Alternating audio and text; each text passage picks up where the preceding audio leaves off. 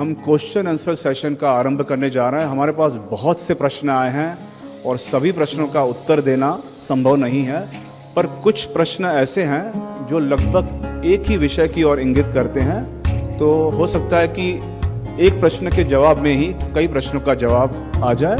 तो मैं डॉक्टर विक्रम सिंह जी से मैं अनुरोध करूंगा कि वे प्रश्नों का उत्तर दें। प्यारे बच्चों, ये प्रश्न अगर मैं गंभीरता पूर्वक और विस्तार पूर्वक दूं तो ये परसों तक मैं नहीं कर पाऊंगा। स्वामी जी ने 10 मिनट दिए हैं, मैं प्रयास करूंगा 5 मिनट में इसको पूरा कर लूं। Doctor Vikram Singh sir, please tell about your journey as a civil servant. How is your experience? Does political influence affect the decision making? How to deal with major problems like corruption? Vikram Singh sir, being an IPS officer, what is the most common underlying threat behind criminal throughout process, the reason resentment? What is the hardcore solution to dissolve various discrimination in social economics? Decision: UPSC or going abroad. I also had the option of going abroad, University of Indiana, Bloomington. I chose Indian Police Service because being in India is much better than going abroad. My personal choice. Certainty of punishment is the biggest deterrent to any crime. अगर मालूम पड़ जाए कि यहाँ शहीद jail में खातिर तवाज़ो हो जाएगी, कोई बचा नहीं पाएगा, न कोई राजनेता न कोई अभिनेता, तो मान के चलिए क्राइम 1/10 हो जाएगा। As you have guided, sir, the use of third degree torture should be avoided. How do you make criminals, terrorists confess their crimes? There is a subculture that says every good police officer should be a half butcher and half human. वो जमाने चले गए. It doesn't work. I have led the STF. Without touching a terrorist, you can get to the jugular and whatever he has done, what he is thinking, what he has thought and what he plans to do. Technology gives you that. It is stupid even to touch a person and the accused. Honor killing issues to stop करने के लिए बिना दंड के राज्याधिकार नहीं चलता है. Certainty of punishment. What do you think about youth of India? What quality should there be youth? How can I be an asset to India and burden? You are the best. Don't change. Be in the best company. You are the average of 5 of your best friends. If I say that I am sitting with my 5 best friends, क्योंकि आपका मंगल ही मंगल होने वाला है. लेकिन कह दूं मेरा एक दोस्त कल्लू है, वो राजकोट जेल में है, एक बन्ने है, वो तिहाड़ जेल में है, क्योंकि आप भी बहुत जल्द वहां जाने वाले हैं.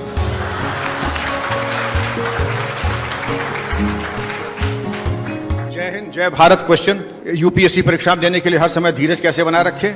यहां आते रहो, धीरज आसमान छू जाएगा, आसमान के तारे तोड़ के ले आओ. हेलो सर, हम पुलिस में जाने के लिए क्या क्या करना चाहिए? जो कर रहे हो वही करते रहो, बस 100 पुशअप लगा लो. अब तुमको 100 नहीं, मैं अभी 150 लगा के दिखाऊं, 72 साल का हूं. How do you inspire current youth generation to government UP survive IAS IPS and political pressure? ऐसा नहीं कि पॉलिटिकल प्रेशर लगता नहीं है, लेकिन दबते वही हैं जिनके कंधे और जिनकी अंतर आत्मा कमजोर होती है. मैंने सभी राजनेताओं से कह दिया था, लीगल काम है तो रुकेगा नहीं, नाजायज में करता नहीं. उनका मैं मंत्री हूं, मंत्री नहीं स्वर्गवासी पिताजी कहेंगे तो भी नहीं होगा. और बताइए मंत्री की क्या सेवा करूं?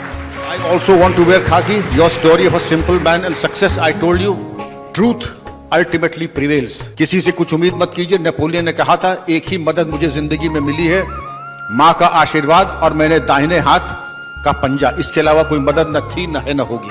Respected sir, share your experience of IPS service work. हमारे अपने स्वाभिमान के साथ, बिना किसी के बिना, मैंने आपको बताया, जब आप किसी से याचक की तरह जाते हैं, मुझे पोस्टिंग दे दीजिए, मुझे बंगला दे दीजिए, मुझे राइफल दे दीजिए, आपने समझौता कर दिया.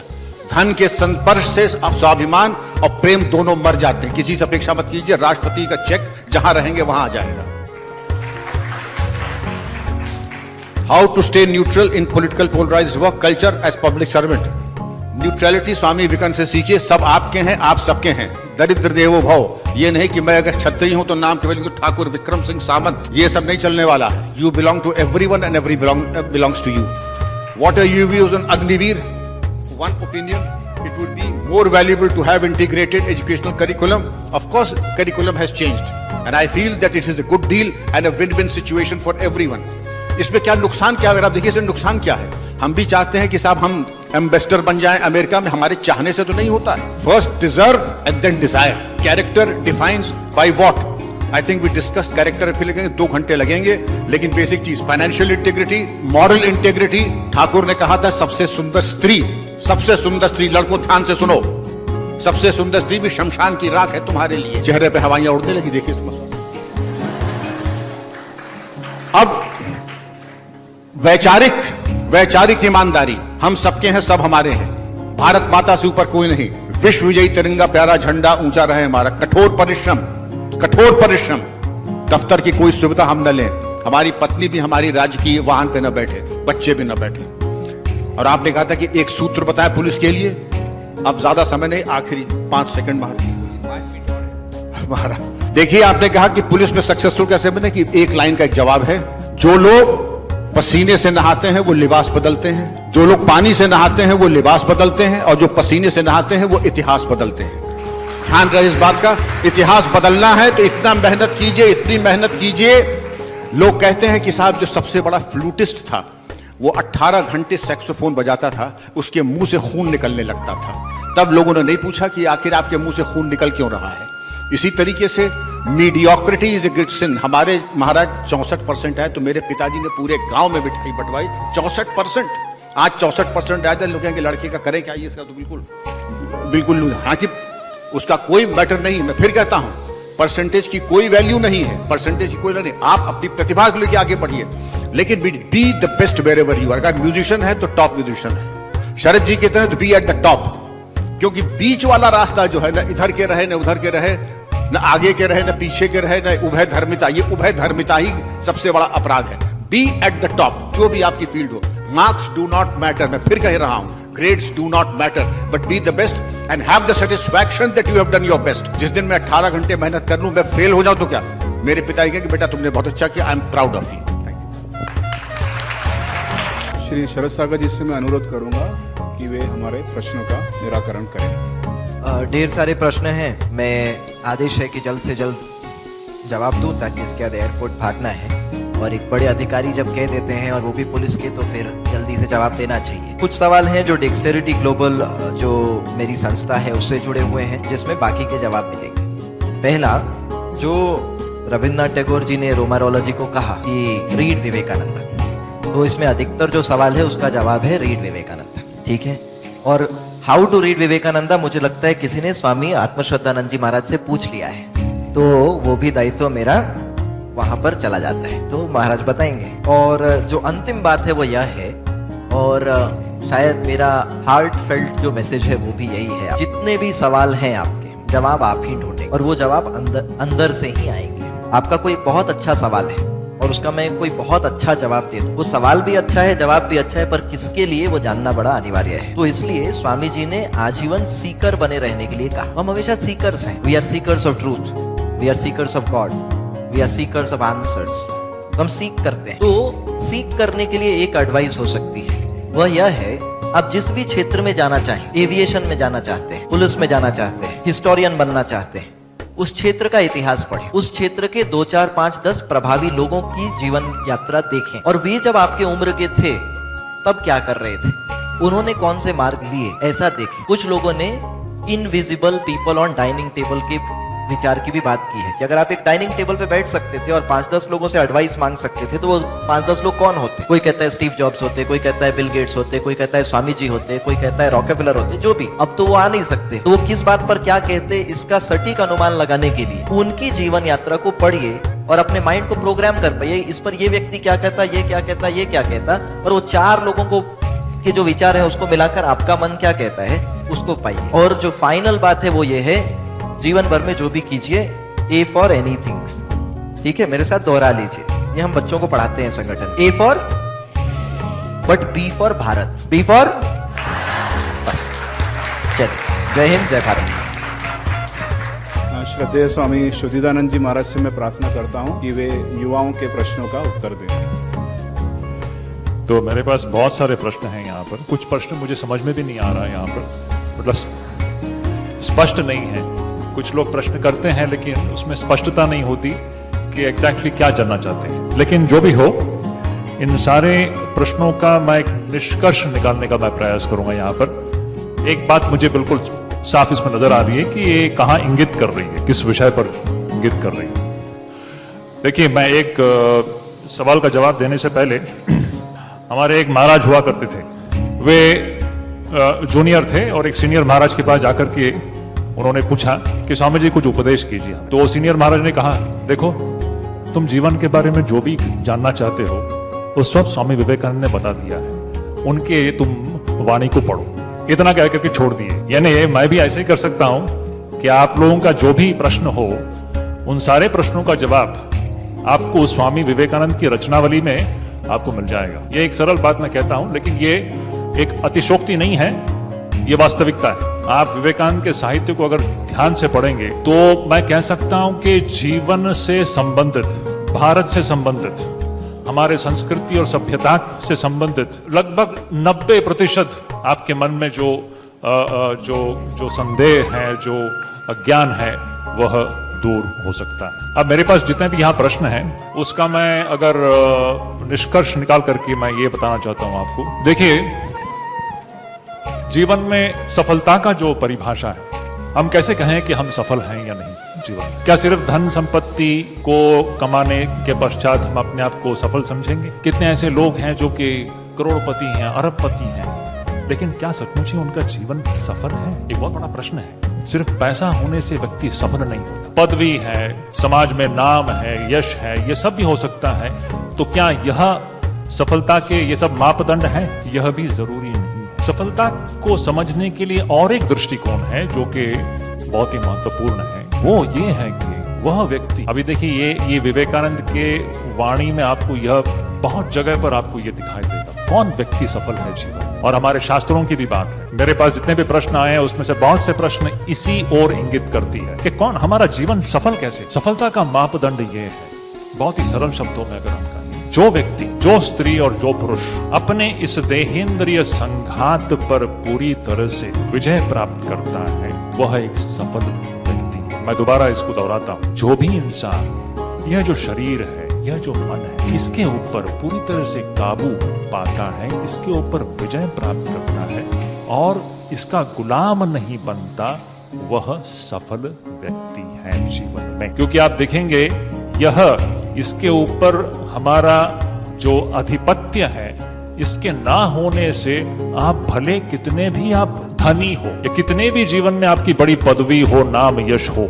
लेकिन आप दुख से, कष्ट से आप मुक्त नहीं होंगे। हमारी सारी जो समस्याएं हैं वो मन की समस्याएं हैं। इसलिए मन और इंद्रियों का जो निग्रह है और उसके ऊपर जो संयम जो होना चाहिए, ये एक सफल व्यक्ति का लक्षण है।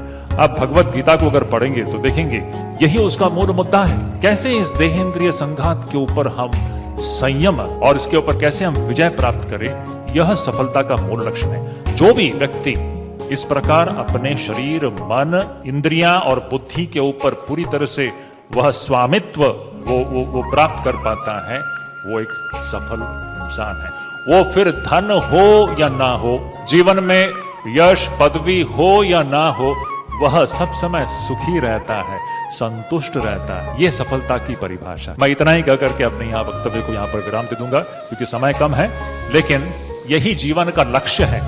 देखिए, मनुष्य जन्म का जो मूल उद्देश्य यही है, अपने अंदर के जो दिव्यत्व को पहचानना और उस दिव्यत्व के आधार पर अपने जीवन का निर्वाह करना। इसी से एक सुंदर व्यक्ति बनता है।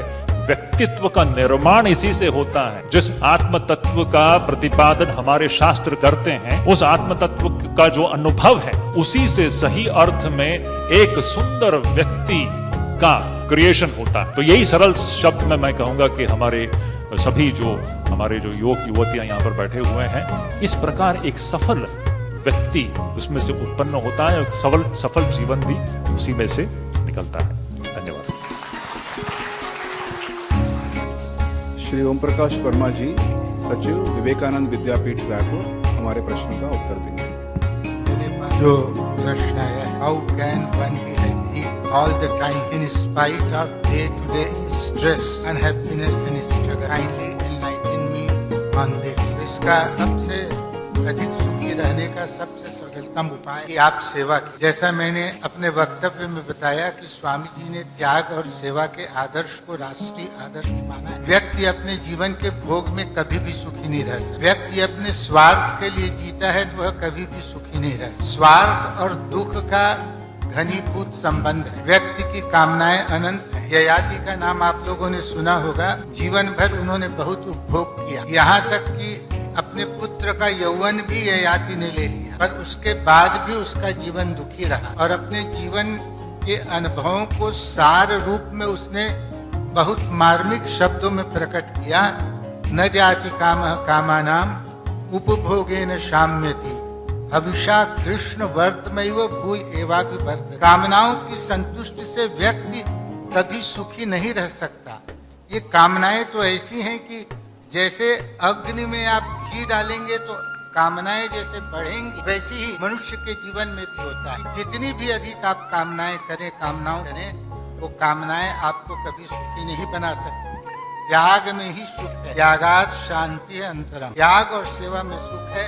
तो जीवन में आप सुख की प्राप्ति करना चाहते हैं तो दूसरों के लिए जिए, दूसरों के लिए त्याग किए। जब आप देखेंगे कि आपने त्याग किया है तो जो आपको सुख मिलेगा वह वही आपके जीवन को सार्थकता प्रदान करेगा। तो इसका उत्तर मैं यही देना चाहूंगा, त्याग और सेवा के आदर्शों को जीवन में अपनाते हुए आप सुखी रह सकते हैं। दूसरा प्रश्न मेरे पास आया है कि साइकोलॉजी के साथ आगे बढ़ें ताकि उससे मैं देश की सेवा कर सकूं। इसका प्रश्न मैं ये समझ रहा हूँ कि वो साइकोलॉजी के साथ देश की सेवा कैसे की जा सकती। तो मनोविज्ञान के यहाँ पर बहुत से विद्यार्थी होंगे, वो जान रहे हैं कि मनोविज्ञान है वह मनुष्य के व्यवहार का अध्ययन करता है। हम अपने व्यवहार के प्रति अंतर्दृष्टि विकसित करते हैं और दूसरों के व्यवहार के प्रति अंतर्दृष्टि करते हैं, और इन दोनों प्रकार के व्यवहारों के प्रति अंतर्दृष्टि विकसित करते हुए एक समुचित व्यवहार करते हैं। यह मनोविज्ञान हमको सिखाता है। मनोविज्ञान हमको यह भी सिखाता है कि हमारे व्यक्तित्व का विकास कैसे हो। हमारा व्यक्तित्व ऐसा हो कि हम काल के प्रभावों से प्रभावित ना हो सके, प्रतिकूलताओं से हम प्रभावित ना हो। यह हमारे व्यक्तित्व की विशेषता होनी चाहिए।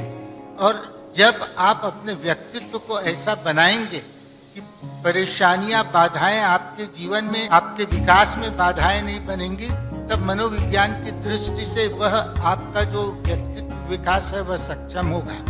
पाश्चात्य मनोविज्ञान और भारतीय मनोविज्ञान, इन दोनों में जमीन आसमान का अंतर है। पर ये दोनों मनोविज्ञान यह मानते हैं कि व्यक्ति का विकास सही तभी माना जाएगा जब वह परिस्थितियों के प्रभाव से प्रभावित नहीं। तो आप अपने व्यक्तित्व का विकास करिए। जो जीवन में शुभ कर्म है उन शुभ कर्मों को ग्रहण। प्रत्येक व्यक्ति में योग्यता है कि वह शुभ और अशुभ तथ्यों को जान सकता है। तो जिसे आप शुभ समझते हैं उन शुभ शब्द, उन कर्मों के प्रति आप हमेशा समर्पित रहिए। अशुभ कर्मों से अपने को दूर रखिए। इस प्रकार आप अपने व्यक्तित्व का विकास कर सकते हैं और ऐसा व्यक्तित्व लेकर आप जीवन के जिस भी क्षेत्र में जाएंगे आप देश की सेवा कर सकते हैं। देश की सेवा तो अनेक रूपों में की जा सकती है। आप उद्योग में हैं, व्यवसाय में हैं, आप संगीतज्ञ हैं, कलाकार हैं, आप वैज्ञानिक शिक्षक। ऐसे व्यक्तित्व का आप निर्माण करिए कि आपके इस व्यक्तित्व का लाभ आप जिस क्षेत्र में काम कर रहे हैं उस क्षेत्र को मिले। इस प्रकार आप काम करते हुए अपने जीवन में सुख का अनुभव कर सकते हैं। धन्यवाद। श्रद्धेय स्वामी आत्मश्रद्धानंद जी महाराज, सचिव रामकृष्ण मिशन आश्रम कानपुर, उनसे मैं अनुरोध करूंगा कि वे युवा प्रश्नों का समाधान करें। मेरे पास जो एक प्रश्न है उस प्रश्न के बारे में शरद सागर ने भी रेफरेंस दिया, स्वामी शुद्धिदानंद जी ने भी उसके बारे में बोला। और ये प्रश्न है कि विवेकानंद जी को हम पढ़ें तो कैसे पढ़ें, हाउ टू रीड विवेकानंद। क्योंकि आप अक्सर कहते हैं कि हर प्रश्न का, हर समस्या का, हर शंका का जो निवारण है वो स्वामी जी के विचारों को पढ़ने से होता है। तो आइए इस प्रश्न को थोड़ा सा विस्तार से समझेंगे, लेकिन मैं जल्दी ही खत्म करूंगा, समय कम है। स्वामी विवेकानंद की जो वाणी है, उन्होंने जो बोला है या तो भाषण दिए हैं या फिर उन्होंने कुछ लेख लिखे हैं या उनके जो पत्र हैं या उनके साथ कुछ वार्तालाप हुए, ये 4-5 चीजें हैं। कुछ एक न्यूज़पेपर रिपोर्ट्स भी हैं। उनके जीवन काल में बहुत कुछ तो वो रिकॉर्ड हो गया था। अब रिकॉर्ड मतलब वो हाथ से लिखा गया था या शॉर्ट, उस समय जो होता था शॉर्ट हैंड, उसमें लिखा गया था। लेकिन ये सब बिखरा हुआ था। स्वामी जी के रहते रहते ही इन सब को इकट्ठे करने का काम शुरू हुआ था और लगभग उनके जाने के 10 साल के अंदर ही अंदर बहुत कुछ इकट्ठा कर लिया गया और पहले 4 वॉल्यूम निकाले गए। स्वामी शुद्धानंद जी महाराज यहाँ पे हैं, अद्वैत आश्रम जो मायावती नाम की जगह पे है उत्तराखंड में, और उसका जो ब्रांच सेंटर कलकत्ता में है, वहां से ये पहले 4 वॉल्यूम निकाले गए। फिर धीरे धीरे पिछले 100 साल में और जैसे जैसे इस तरह की सामग्री मिलती गई, किसी के पास कोई नोट्स पड़े थे, किसी के पास कोई उनके लेटर्स पड़े थे, या किसी ने देखा अरे ये तो न्यूज़पेपर में रिपोर्ट हुआ है। तो इस प्रकार से जो बड़े ही समर्पित भक्त थे या समर्पित स्वामी जी के एडमायरर्स थे, इन सब ने मिल के वो सब चीजें बेलूर मठ में देते गए या फिर अद्वैत आश्रम देते गए, फिर उसको परिष्कृत किया गया। ऐसे करते करते अभी वो 9 वॉल्यूम्स में है। जो लास्ट वॉल्यूम निकला था वो 1997 में प्रेसिडेंट ऑफ इंडिया ने उसको रिलीज किया था, मिस्टर KR नारायण ने एक पब्लिक फंक्शन में किया था। तो इन 9 वॉल्यूम्स में लगभग स्वामी जी की सारी वाणी उसमें समाहित है। अब इसका बाकी भाषाओं में भी अनुवाद हो चुका है, बहुत सी भाषाओं का। भारत की जो मुख्य भाषाएं हैं लगभग उन सब में है। भारत से बाहर भी बहुत सी जगह पे ये जैसे कुछ हिस्सा ग्रीक लैंग्वेज में है, जापानीज में है, जर्मनी में जर्मन लैंग्वेज में है, चाइनीज में है, स्पेनिश में है और भी कुछ भाषाओं में। ये हुआ मूल ग्रंथ। तो आपसे कहें कि रीड विवेकानंद, तो इसका अर्थ क्या सारे 9 वॉल्यूम पढ़ें? बिल्कुल पढ़ें। आप जिसमें सामर्थ्य है, जिसके पास समय है, जिसमें बहुत इंटरेस्ट है, अवश्य पढ़िए। लेकिन ये एक सत्य है कि सभी के पास इतना समय नहीं होता। तो इसको मन में रखते हुए भी अद्वैत आश्रम से और कुछ हद तक कुछ हिस्से हमारे चेन्नई रामकृष्ण मठ से उनको छोटी छोटी किताबों के रूप में परिणत किया गया है। जैसे स्वामी विवेकानंद के कर्म योग के ऊपर में जो उन्होंने 8 भाषण दिए, वो एक अलग किताब है, उसका नाम है कर्म योग। ऐसे ही ज्ञान योग, राजयोग या फिर भक्ति योग। उसके अलावा स्वामी जी के जो लेक्चर्स दिए हुए हैं फ्रॉम कोलंबो जो श्रीलंका है, तो कोलंबो से अल्मोड़ा तक 1897 में जो लगभग 30 लेक्चर हैं या 32 लेक्चर हैं, उनका एक अलग किताब है। इसके अलावा भी बहुत सी कंपाइलेशंस हैं।